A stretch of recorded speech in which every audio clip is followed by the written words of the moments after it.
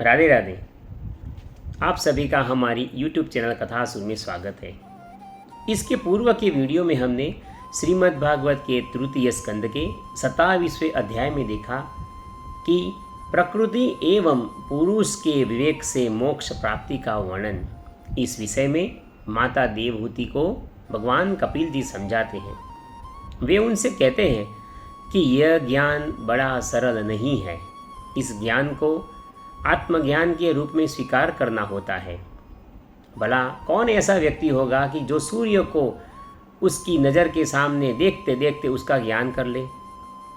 हम सूर्य को उसके सामने हर एक क्षण के लिए देख नहीं सकते, उसका ज्ञान का पता नहीं लगा सकते। सूर्य को देखते देखते हमें कुछ ज्ञान नहीं होता, लेकिन यदि सूर्य को समझना है, सूर्य का ज्ञान हमें अनुभव करना है, तो सूर्य के प्रतिबिंब को हमें जल में देखना पड़ता है। उसी से ही उसका ज्ञान हमें हो सकता है, क्योंकि उसका तेज इतना बड़ा होता है, इतना सारा वो तेजस्वी है कि हम अपनी आँखों से उनके सामने नहीं देख सकते।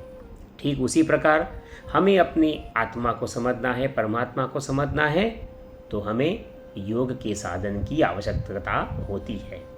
और इसी योग की और इसी साधनों की आवश्यकता के लिए हमें अपने आत्मज्ञान को जागृत करना होता है। और इसी के लिए भगवान कपिल जी आगे देवहूति जी को समझाते हैं। आज हम इस वीडियो में श्रीमद् भागवत के तृतीय स्कंद के 28वें अध्याय के बारे में सुनेंगे, जो कि अष्टांग योग की विधि इस विषय में है। यहाँ पर कपिल जी का कहने का तात्पर्य यह था कि हर कोई मनुष्य, हर कोई जीव इसे सरलता से नहीं समझ सकता। और ऐसा होता तो आज तक कई मनुष्य, कई जीवित व्यक्ति, कई जीवित वस्तुएं, यानी कि जीवित जो पशु पक्षी हैं, जो पुष्प आदि हैं, जो वनस्पतियां हैं, जो वृक्ष हैं, जिसे हम साइंस में भी जीवित समझते हैं, वे सब भी ज्ञानी हो चुके होते। हर एक मनुष्य जो इस पृथ्वी पर जन्म लिया हुआ है, वह भी इस ज्ञान को सरलता से समझ चुका होता। किंतु भगवान कपिल जी कहते हैं कि इस ज्ञान को सरलता से हम नहीं समझ सकते। हमें इसके लिए अपनी आत्मा को परमात्मा से जोड़ना पड़ता है, और इसी ज्ञान के लिए हमें एक साधन चाहिए।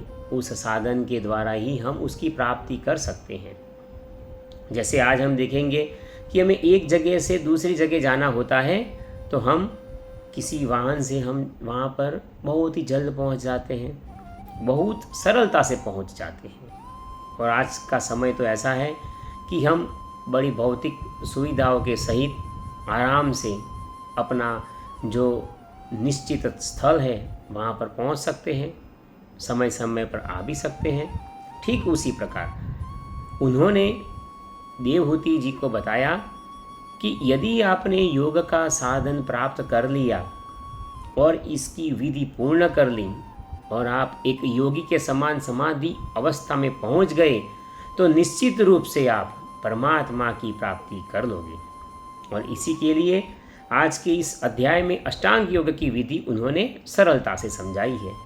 भगवान कपिल जी कहते हैं कि हे माता, अब मैं आपको सबीज यानी कि देव स्वरूप में आलंबन से युक्त योग का लक्षण बताता हूँ, जिसके द्वारा चित्त शुद्ध हो जाता है और प्रसन्न होकर अपना मन परमात्मा में जुड़ जाता है।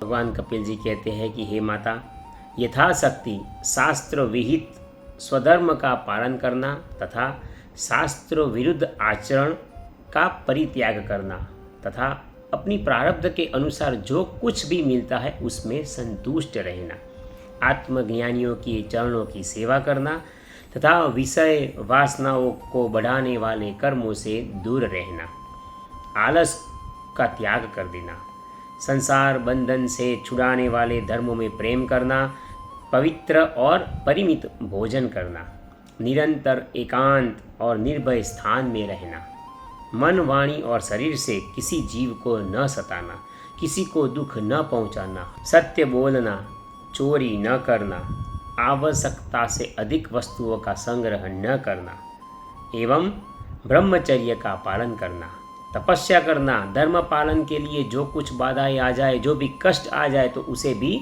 सहन कर लेना, बाहर एवं भीतर से दोनों तरह से पवित्र रहना, शास्त्रों का अध्ययन करना, भगवान की पूजा करना, वाणी का संयम रखना, उत्तम आसनों का अभ्यास करके स्थिरतापूर्वक बैठना, धीरे धीरे अपने मन को परमात्मा से जोड़ना एवं प्राणायाम के द्वारा अपने श्वासों को जीत लेना, एक योगी की भांति अपना जीवन व्यतीत करना तथा इंद्रियों को मन के द्वारा विषयों से हटाकर केवल और केवल परमात्मा के चरणों में ही लगा देना। मूलाधार आदि किसी एक केंद्र में मन के सहित प्राणों को स्थिर करना, निरंतर भगवान की लीलाओं का चिंतन करना, यही आपका नित्य क्रम होना चाहिए। यहाँ पर भगवान कपिल जी कहते हैं कि जो 5 प्रकार के महापाप होते हैं, उस 5 महापाप को आप दूर कर दीजिए। हमने आगे भी कहा था कि 5 प्रकार के महापाप हैं। वो 5 महापाप कौन से हैं? ब्राह्मणों को दुख पहुंचाना, चोरी करना, असत्य बोलना, व्यभिचार करना। यहाँ पर विशेष करके चोरी में सुवर्ण की चोरी, इसको भी महापाप में समाविष्ट किया गया है। ब्राह्मणों का धन ले लेना, वह भी एक प्रकार का महापाप है। कई प्रकार के जो महापाप होते हैं उन सब से निवृत्ति चाहिए, तो हमने पहले भी कहा था कि श्रीमद् भागवत शास्त्र का अध्ययन करें एवं उसका श्रवण करें। भगवान कपिल जी कहते हैं कि माता, अपना मन ही केवल ऐसा एक साधन है कि जिसके द्वारा हमें वह कुमार्ग में ले जाता है। इसीलिए अपने कुमार्ग में ले जाने वाले इस मन को हमेशा संयम पूर्वक बांध के रखना, इसे खुला मत छोड़ना, जिससे इस महापापों के विषय की बात हम अपने चित्त में न लाए। धीरे धीरे एकाग्र होकर परमात्मा के ध्यान में हम मग्न हो जाए, इस प्रकार अपना हर एक पल व्यतीत आप करें। इसके लिए आपको पहले माताजी योग को करना होगा और यही योग अष्टांग योग कहलाएगा। पहले आप आसन को जीते, फिर प्राणायाम के अभ्यास के द्वारा पवित्र देश में कुश एवं मृग चर्मादि से युक्त आसन बिछावे, उस पर अपने शरीर को सीधा और स्थिर रखते हुए उस पर सुखपूर्वक बैठकर उसका अभ्यास करें। आरंभ में पूरक, कुंभक और रेचक इस क्रम से अथवा इसके विपरीत रेचक, कुंभक और पूरक करके प्राण के मार्ग का शोधन करें। यहाँ पर इस योग की विधि सरलता से वह दिखाते हैं एवं उन्हें बताते हैं। वे कहते हैं कि और आप भी सब जानते हैं कि पहले नाड़ी शोधन होता है, उसके बाद हम अपने प्राणों को जीतने के लिए अपने श्वासों की गति को एक लय देने का प्रयास करते हैं। हमारे दाहिनी नासिका से हम अपने श्वास को रोककर अपनी बाईं नासिका से उसका श्वास अपने प्राण के सहित अपने शरीर में भरते हैं। इसके विपरीत बाईं नासिका को बंद करके दाईं नासिका से अपने श्वास को छोड़ देते हैं। कई प्रकार के प्राणायाम हैं। अनुलोम विलोम प्राणायाम, जो कि हम अपने प्राण को जीतने के लिए उसका हम अभ्यास करते हैं। ऐसे प्राणायाम को करने के लिए भगवान कपिल जी माता देवहूति जी को कहते हैं। उसके बाद वे आगे कहते हैं कि जिस प्रकार वायु और अग्नि से तपाया हुआ सोना अपने मल को त्याग देता है, सोने की प्रकृति रहती है कि वह किसी भी वस्तु को ग्रहण नहीं करता, उस पर पानी का, हवा का, वायु का, अग्नि का किसी भी प्रकार का कोई दुष्प्रभाव नहीं पड़ता, इसीलिए तो वह सोना होता है। उसका मन, उस योगी का मन बहुत ही शीघ्र शुद्ध हो जाता है। इस प्रकार के योग के अभ्यास के कारण वह योगी निर्मल हो जाता है। अतः यहाँ पर वह ध्यान देने की बात यह करते हैं कि माताजी, योगी को एक बात का पहले ध्यान रख लेना चाहिए कि प्राणायाम से उसे अपने वात, पित्त ऐसे कई प्रकार के दोषों को नष्ट कर देना चाहिए एवं अपने पापों को प्रत्याहार से एवं विषयों के संबंध को और ध्यान से भगवत विमुख करने वाले राग द्वेषादि अत्यंत विचित्र दुर्गुणों को उसे दूर कर देना चाहिए। जब योग का अभ्यास करते करते चित्त निर्मल और एकाग्र हो जाए तब नासिका के अग्रभाग में दृष्टि जमाकर इस प्रकार भगवान की मूर्ति का ध्यान करना चाहिए। यहाँ पर आप देखिए कि भगवान जो कपिल जी के रूप में अवतीर्ण हुए हैं, यहाँ पर ध्यान के विषय में ऐसा कहते हैं कि व्यक्ति को, योगी को अपनी नासिका के अग्रभाग में ध्यान करना चाहिए और अपनी श्वासों की गति को देखना चाहिए। यही बात भगवान ने श्री कृष्ण अवतार में श्रीमद् भगवद गीता में अर्जुन को कही है। जब अर्जुन ने यह पूछा था कि मुझे ध्यान कैसे करना चाहिए, किस तरह से मुझे अपने चित्त को आप में यानी कि परमात्मा में लगाना चाहिए, तब भगवान कहते हैं कि हे अर्जुन, तुम्हें अपनी श्वासों की गति का ध्यान रखना चाहिए। श्वास हम अंदर लेते हैं, श्वास बाहर छोड़ते हैं और इसी को देखते देखते अपनी नासिका के अग्रभाग में हमें देखना चाहिए और उसी के द्वारा, उसी प्राण के द्वारा तुम मुझ में समाविष्ट हो जाओगे। यही भगवद गीता का ज्ञान हमें इस आधुनिक युग में मिला है। आगे भगवान कपिल जी माता देवहूति को ये समझाते हैं और कहते हैं कि इस प्रकार ध्यान करते करते भगवान की मूर्ति का हम दर्शन करते हैं। उसे हम इस प्रकार दर्शन करेंगे कि भगवान का मुख कमल आनंद से युक्त है, उनके नेत्र कमल कोश के समान रत्नारे हैं, शरीर नील कमल दल के समान श्याम है। भगवान के शरीर में उन्होंने अपने पैरों तक वैजयंती माला धारण की हुई है, गले में कौस्तुभ मणि शोभायमान है, माथे पर रत्न जड़ित मुकुट है। उनके नेत्र यानी कि जैसे साक्षात हम कमल नेत्रों के दर्शन करते हैं उस प्रकार है। उनके होठ अत्यंत गुलाब की पंखड़ियों के समान निर्मल है, इतने कोमल है कि उनके जैसी कोमलता इस सृष्टि में हम कहीं भी नहीं पा सकते।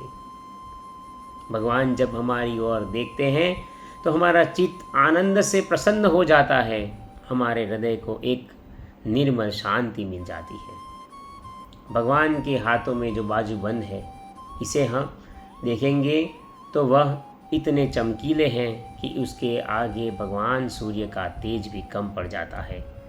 उनके गले का कौस्तुभ मणि, उसके आगे करोड़ों सूर्य भी बहुत सारा तेज फैलाने लगे तो भी उसके आगे नहीं आते। ऐसा प्रकाशमान कौस्तुभ मणि भगवान ने धारण कर रखा है। भगवान के गले में कई प्रकार के अलंकार हैं, कई प्रकार के आभूषण हैं। उनके अंग प्रत्यंग में महामूल्य हार, कंकण, किरीट, भुजबंद और नुपुर आदि आभूषण विराजमान हैं। भगवान के चरण कमलों का हमें ध्यान करना चाहिए, जो वज्र, अंकुश और ध्वजा एवं कमल के मंगलमय चिन्हों से युक्त है। सदा हमें उसका ध्यान करना चाहिए, और वह इसलिए कि इसी के दोवन से ही पवित्र गंगा जी का प्रादुर्भाव हुआ था और वह प्रकट हुई थी, जिनके पवित्र जल को मस्तक पर धारण करके स्वयं मंगल रूप भगवान श्री महादेव जी और भी अधिक मंगलमय हो गए थे। माता जी, आप केवल और केवल इस योग के माध्यम से भगवान के मनोहर रूप का दर्शन कीजिए और ध्यान करते करते उस परमात्मा का अनुभव कीजिए। आप एक बात जान लेना कि हम जो अलग अलग आत्मा को देखते हैं, हम अलग अलग आत्मा को समझते हैं, वह केवल और केवल एक परमात्मा के ही अलग अलग रूप हैं। जैसे हर एक लकड़ी में अग्नि समाविष्ट होता है, ठीक उसी प्रकार हमें जैसी जैसी लकड़ी होती है उस प्रकार अग्नि का भास होता है। ठीक उसी प्रकार अग्नि साधारणतः एक ही होता है। जैसे कि हम जल की बात करें, यहाँ पर भगवान कपिल जी यह कहते हैं कि जल होता है वह एक ही होता है। हम उसे अलग अलग पात्र में रखते हैं तो पात्र का जो आकार होता है उसी आकार को वह जल धारण कर लेता है। ठीक उसी प्रकार एक बड़ी लकड़ी होती है, एक छोटी लकड़ी होती है, तो उसमें से अग्नि प्रकट होता है। छोटी लकड़ी को हम जला देंगे तो उसमें से थोड़ा छोटा अग्नि प्रकट होगा। बड़ी बड़ी लकड़ियाँ डालकर हम यज्ञ में रखते हैं तो बड़ा अग्नि भी प्रकट होता है। ठीक उसी प्रकार अग्नि केवल और केवल एक ही होता है, किंतु बाहर जो हमें भौतिक स्वरूप दिखाई पड़ता है उसके प्रकार का वह आकार धारण कर लेता है।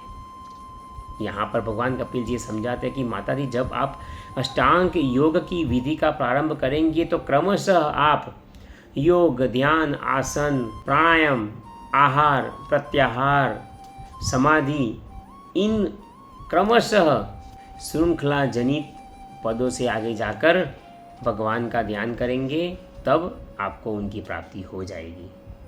आप परमात्मा में एक रूप हो जाओगे। इसीलिए इसी प्रकार अष्टांग योग का आप पालन करें और भगवान का अनुभव करें, जिससे आप ब्रह्म रूप में स्थित हो जाओगे। यहाँ पर श्रीमद् भागवत के तृतीय स्कंद का 28वां अध्याय विराम लेता है। इसके अगले वीडियो में हम श्रीमद् भागवत के तृतीय स्कंद के 29वें अध्याय के बारे में सुनेंगे कि किस प्रकार भक्ति का मर्म और काल की महिमा होती है। इस अध्याय में भी बड़े रोचक प्रश्न माता देवहूति पूछती है। वह कहती है कि पुत्र, मुझे आप यह बताओ कि किस प्रकार ज्ञान होता है, किस प्रकार वैराग्य होता है। आपने भक्ति योग की बात तो मुझे बता दी, किंतु भक्ति कैसे होती है, क्या क्या भाव होते हैं और इससे हमें किस प्रकार भगवान से जुड़ने में उसकी सहायता मिलती है, इसकी महिमा का तुम मुझे विस्तार से वर्णन सुनाओ। यहाँ पर भक्ति योग के विषय में तो बात हो गई थी और भक्ति का जो क्रम होता है, भक्ति कैसे करते हैं और भक्ति का क्या महत्व है, एवं काल की गणना के द्वारा भक्ति के द्वारा केवल और केवल परमात्मा को प्राप्त किया जा सकता है। इसी विषय में भगवान कपिल जी माता देवहूति को बताते हैं। आप सभी से नम्र निवेदन है कि आप हमारे इसके अगले हर एक वीडियो को सुन लीजिए, जिससे श्रीमद् भागवत पूरी तरह से आप श्रवण कर सकें। श्रीमद् भागवत में तो यह कहा गया है कि दिन में एक बार कम से कम एक अध्याय भी आप सुन लेते हैं तो श्रीमद् भागवत सुनने का जो फल मिलता है वो अक्षय हो जाता है। और अभी ये जो चातुर्मास चल रहे हैं, इस चातुर्मास के अंदर एक संकल्प करके बैठे कि हर रोज़ प्रतिदिन कम से कम 1 या 2 अध्याय हम सुनेंगे, जिससे इसके जो अनंत फल है वो हम सबको प्राप्त हो जाए। इसके अतिरिक्त आप सभी से एक नम्र निवेदन है कि कृपया आप हमारे वीडियो को लाइक कीजिए और हमारी इस YouTube चैनल कथासुर को सब्सक्राइब कर दीजिए। राधे राधे।